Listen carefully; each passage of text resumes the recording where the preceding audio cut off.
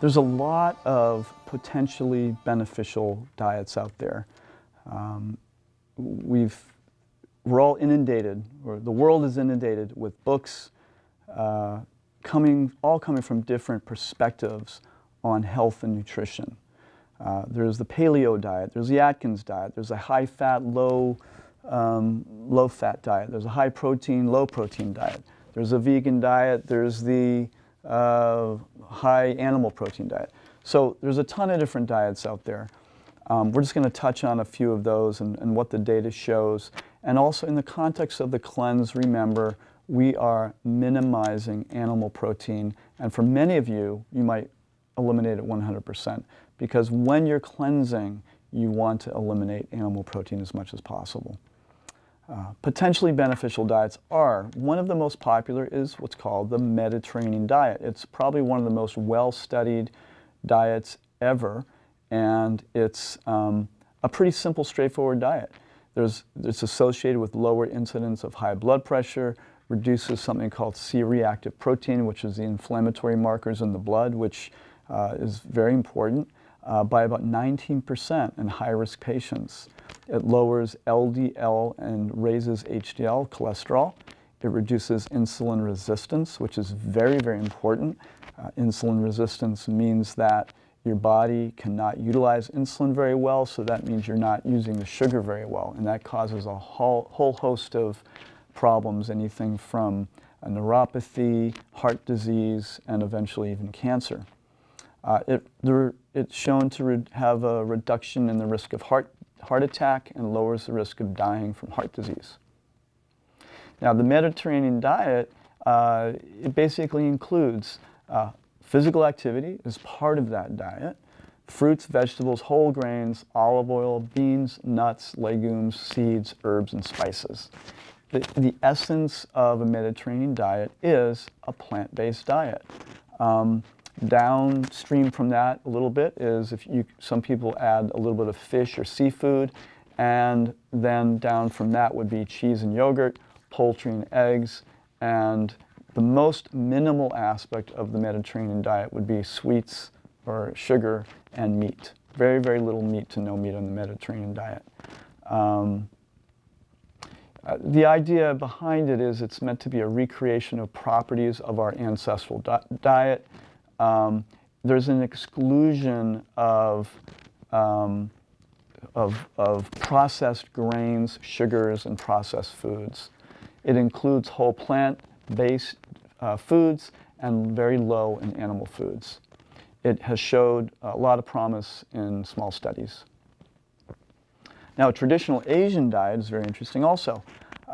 They show very low levels of diabetes, cardiovascular disease, and cancer. These diets are very typically high in plants, soy, and low in animal food, dairy, and sweets, and high in natural minerals. Now, soy gets a really bad rap. One, because so much of it is genetically modified, which you do want to avoid, but also in this country, or I would say in the United States, some people are eating way more soy than even in a traditional Asian diet. They use soy, tofu, even tofu milk or soy milk as condiments to their meals. In America, if someone's like cow milk allergic, they may start drinking glasses of soy milk all day, or soy protein powder. So we tend to be a little extremists in the West, where we have too much of it. So obviously too much of soy is not a good thing. It can interfere with thyroid function. But soy in moderation is a perfectly fine food, especially if it's organic. The Paleolithic diet. Okay. The idea behind the Paleolithic diet is that it's a recreation of properties of the ancestral diet. This includes an exclusion of grains, sugars, and processed foods.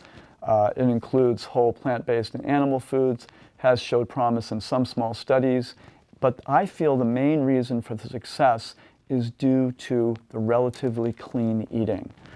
It's not proven to actually be the ancestral diet.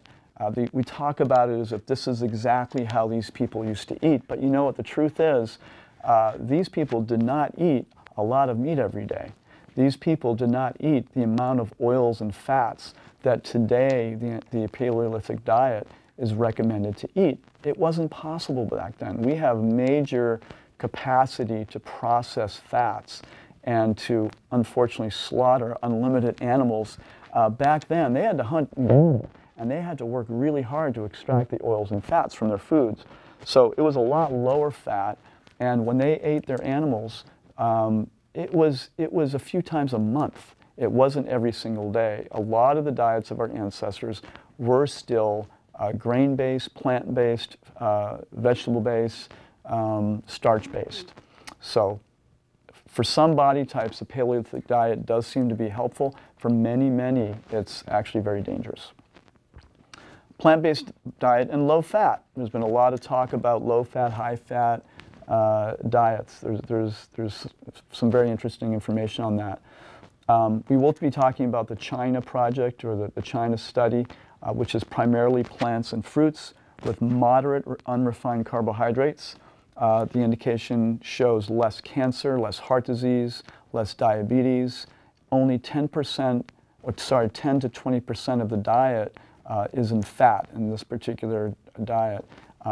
Low fat and diabetes is also something that's very interesting. Many people who have a tendency toward diabetes, there's an understanding that the cells of our body become overloaded with toxic fat. When that happens, the cells lose their receptivity to insulin, which means they can't utilize blood sugar. And when that happens, we become more and more insulin resistant, which then makes the pancreas work harder and eventually just collapses and causes diabetes, type 2 diabetes.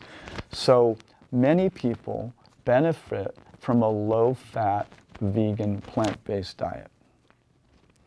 A lot of the researchers include Dr. Dean Ornish, Dr. Caldwell Esselstyn, Dr. Campbell. They have great results with helping people with heart disease and many other ailments.